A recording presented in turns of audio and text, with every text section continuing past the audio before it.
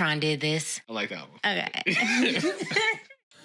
Welcome back, everybody, to another episode of D-Tron Does It. Of course, I'm D-Tron, and I does stuff. And this week, I'm showing you how I neglected my yard. As you can see, weeds have completely taken over my side yard, my backyard. I'm going to show you the courtyard, front yard. Weeds were everywhere. I live in South Texas. It's really hot.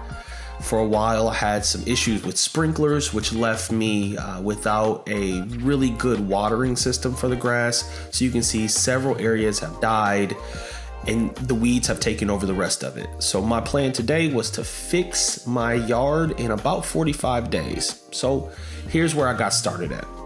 I went to Lowe's. There's so many products for weed killers here at Lowe's.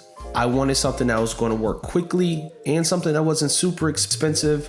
So I ended up going with the Weed Stop for lawns. I think it says that it'll start working within like as quickly as 3 hours, which is pretty fast. I didn't need that kind of rapid attention, but I wanted to get something again that would start pretty quickly. So day one, of course, got to cut the grass. My plan was to cut it really low so that I can get the majority of the weed. And I also had to go back and hand pull many of the weeds just to get the root out. And then I took this lawn killer. Now, the way this thing works, as you can take a look at my courtyard and see that it is in pretty rough shape after cutting it. The way this Weed Stop works is you hook it up to your water supply, so your water hose. Once you've got it hooked up to your water hose, you'll go ahead and pull the tab off of the sprayer, and then you just pull that lever back and you do just a really good covering of this spray over your whole lawn. So that's what I'm gonna do here, and I'll give you guys a break and just let you sort of watch.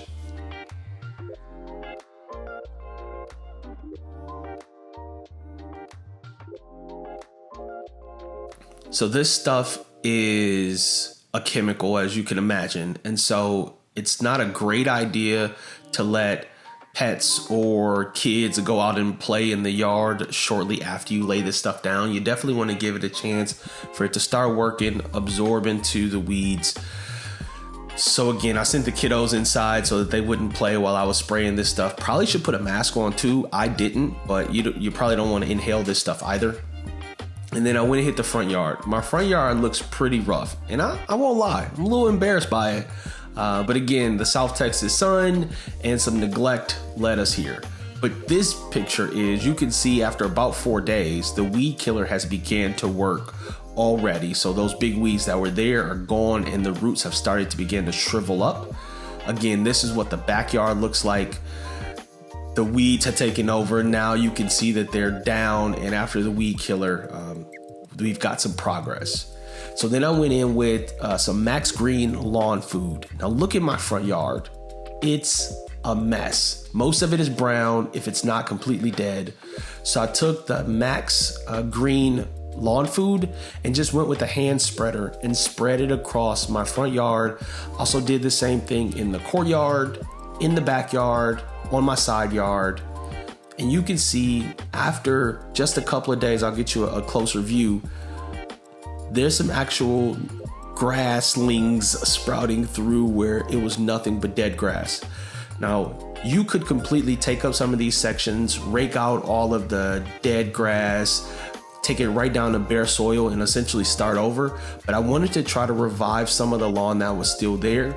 As you can see, by day 10, we've got a different look on the side yard. It's starting to fill in a little bit.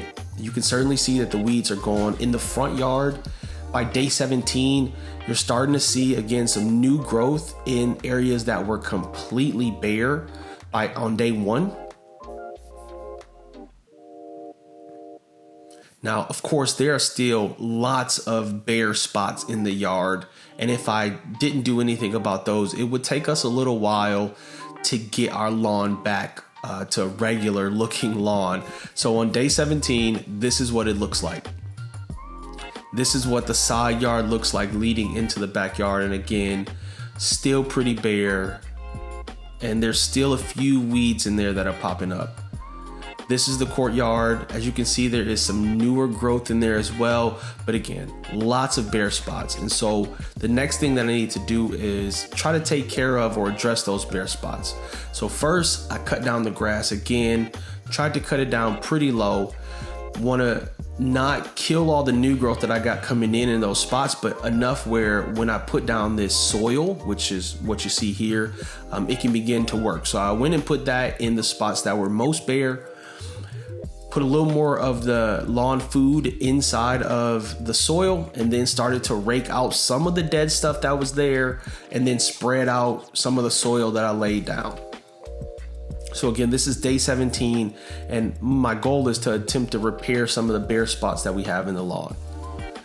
By day 32, with a pretty good watering system and addressing those bare spots, you can see it's starting to fill in. So again, at the moment, we've used Weedkiller, we've used the Max Green lawn food, and we used some topsoil, which is helping us fill in some of those bare spots and invite growth from the grass. As you can see, this spot was completely dead, and now you've got signs of life coming back to that space. And then again, the front yard, again, day 32, what was completely bare, you can see has started to fill in, and again, with some regular watering and the materials that I mentioned already, we're starting to see it fill in. This is what the backyard looks like. Again, a much different backyard than what we started with on day 1.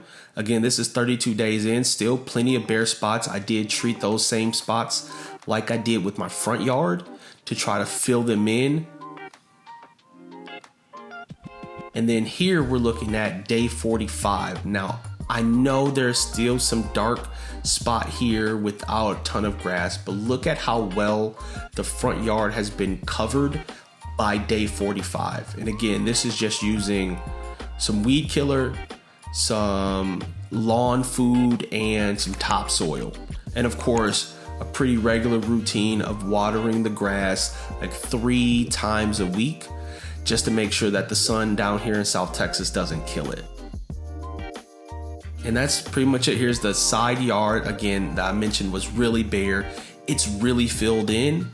And then here is a comparison of what my front yard used to look like with no grass, no nothing, and what the updated 45 days in looks like, where you can see it's certainly filled.